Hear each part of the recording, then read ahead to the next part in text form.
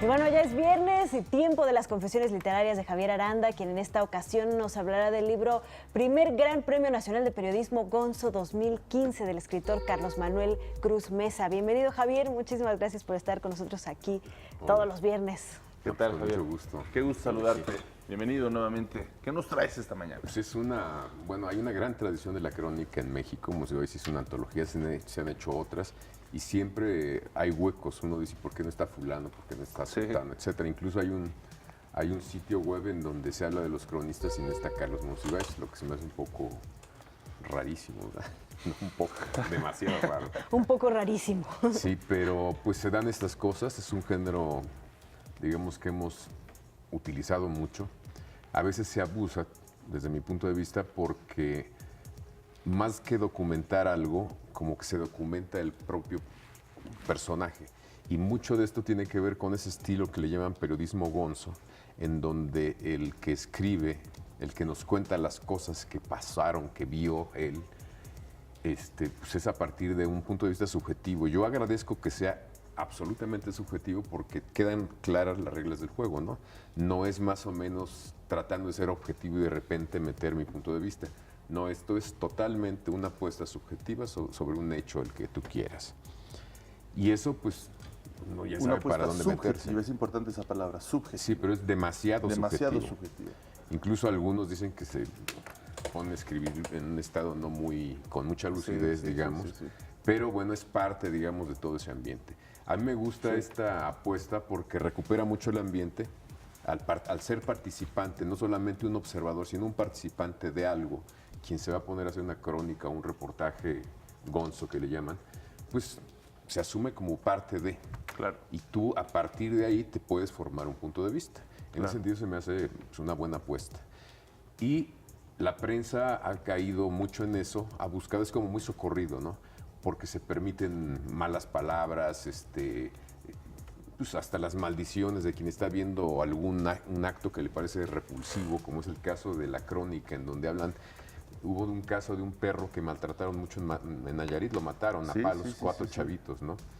Y él empieza a contar todo lo que le provocó, que tiene que ver desde cómo se enteró de esto, vio el video, y a partir de ahí él te está haciendo la crónica de él mismo, cómo reacciona, cómo dice, es que ya no lo puedo ver, lo paró varias veces, y finalmente su reflexión de que dijo, pues tengo que ver el desenlace total, o sea, esa herida la merezco, necesito conocerla, él lo dice en alguna parte, y en ese sentido me parece un buen ejercicio. Esta crónica, por cierto, se me hace bastante buena, porque da cuenta de cómo la sociedad ha perdido muchas veces los límites necesarios para ciertas conductas. Por ejemplo, el maltrato animal, nosotros lo vemos y decimos, pues es un perro, es un gato. Pero hay muchas pruebas, hay muchas evidencias científicas, digamos, y estadísticas que demuestran que la gente que maltrata a los animales de niño puede desarrollar muy fácilmente el gusto por la crueldad a más animales y, por supuesto, a las personas. Sin duda alguna. Muchos de los asesinos seriales, etcétera, tienen su origen ahí. El maltrato animal es el primer laboratorio de ellos, ¿no? Entonces, recomiendan seguirles. El Homo sapiens desde sus inicios, el animal doméstico por naturaleza siempre fueron los perros. Incluso hubo algunos entierros donde ponían al sabio junto con un cachorro, que era parte intrínseca de su cultura. Es decir, el perro fue, a lo largo de toda la historia, el animal... Tenemos como 30.000 años, ¿no? Sí, 70.000 años desde que el Homo sapiens comenzó y el su estrecho incursión de Bering lo cruzaron con perros que les ayudaron a sobrevivir de muchas maneras. Entonces son como nuestros aliados naturales y por eso tampoco nos atacan, aceptan muchas cosas que les hacemos y eso es pues, doblemente injusto. Déjanos hacer una pausa, Javier, y regresamos para seguir hablando sobre esta interesante propuesta que nos comentas del periodismo gonzo. Regresamos. Seguimos platicando con Javier Aranda sobre primer Gran Premio Nacional de Periodismo Gonzo 2015, que justamente nos trae una propuesta del escritor Carlos Manuel Cruz Meza. Platicábamos ahorita, Javier, que creo que hay algo interesante porque podemos pensar, por eso hice hincapié en subrayar la palabra subjetivo, pero no llega a ser ficción. No es ficción. Lo que se plantea aquí. Acuérdate que la crónica es el cuento de la verdad. Mi verdad puede ser, obviamente es muy subjetiva. Trataré de poner todos los elementos para que tú veas que esta mesa es una mesa. Pero el periodismo gonzo, pues ya puede construir otra cosa, ¿no? Una perspectiva totalmente, que puede ser muy distorsionada, que eso se utiliza mucho, nos decía Ana Cristina, por ejemplo, en cosas de televisión o de videos en internet. Y digamos, es una propuesta de acercamiento como duro a los temas, ¿no? Como que no le tienes miedo. Pero te comentaba o les comentaba que también muchas veces te quedas en la superficie, no profundizas. Pensemos, por ejemplo, en Medio Oriente, que es muy complicado el panorama. Si tú mandas a un reportero que practica el periodismo gonzo, pues nos va a hablar desde su subjetividad, que pueden ser personas muy perceptivas, pueden tener una muy buena narrativa, pero se va a quedar en la superficie del fenómeno de la guerra allá, de lo que ocurre. Y si tú mandas a un reportero tradicional, como es Robert Fisk, vas a entrar adentro de la nuez, vas a abrir las cosas desde dentro y nos vas a mostrar realmente el conflicto real de lo que está ocurriendo ahí. En el otro caso te quedas afuera. O como lo que hizo Truman Capote con A Sangre Fría. Exactamente. Es como si tú A Sangre Fría te quedaras con la descripción nada más de la sangre embarrada por los pisos y te quedaras con el hecho de que pasaron estas cosas y se acabó. Puedes hacer una buena crónica gonza o de periodismo gonzo, pero lo que hace Truman Capote fue meterse en realidad al fondo de las cosas para revelarnos hasta la psicología de los asesinos.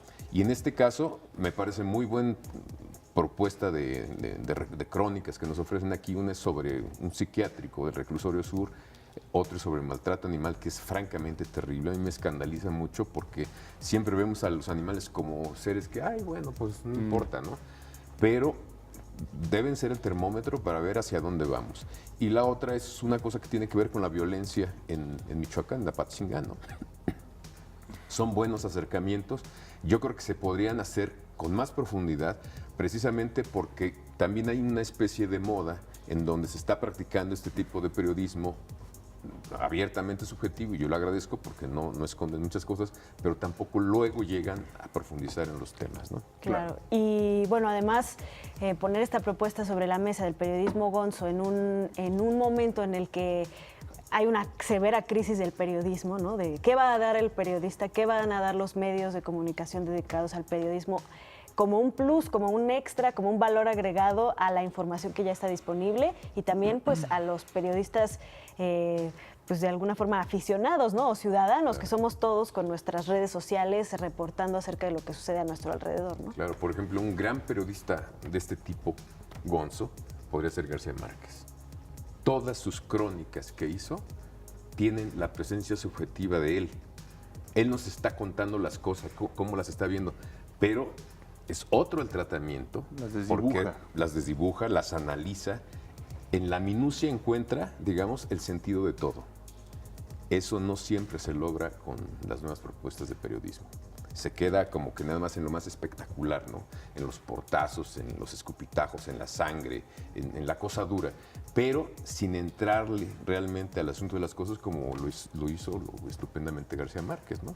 Sin que nos dijera que era gonzo lo que estaba haciendo. Él hacía la crónica y decía, la crónica es el cuento de la verdad, punto.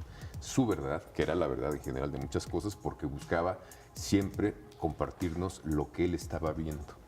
Y ahí, bueno, pues habría que también poner esto, ¿no? Que el realismo mágico, o hablas de la parte de García Márquez en sus crónicas periodísticas. En sus crónicas periodísticas.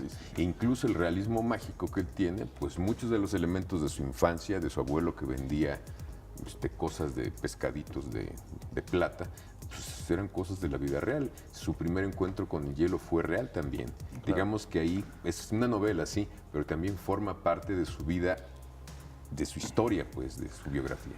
Bueno, por cierto, hablando de García Márquez, se dio a conocer que Netflix va a hacer, ya compró los derechos de 100 años de soledad, esta pues su obra cumbre, su libro cumbre, y bueno, sus hijos van a ser los directores ejecutivos, los productores ejecutivos de esta obra, así que pues a ver qué tal sale, va a estar muy interesante seguramente poderla escuchamos de lo alto alguna manifestación. Vamos a ver qué pasa. O del subsuelo. Por lo que vimos estás en contra de eso. Pues se me hace muy difícil. Se hace muy difícil, ¿no? No hay como leer ese libro porque de ahí me hace mejor una serie que una película. Bueno, tienes más chance de todas formas, García Márquez es para leerlo y siempre será para leerlo. Y bueno, también que se habló de que él nunca quiso vender los derechos, ¿no? Entonces, Exacto. pues ya. Pues ahí está Ya el tema. veremos. Pues así terminamos esta emisión de Interfaz y esta semana. Muchísimas gracias por habernos acompañado. Los esperamos el lunes con más. Gracias, Griselda Yebra, gracias al equipo de Dirección Educativa de la Agencia Informativa de Educación, gracias, Javier Aranda.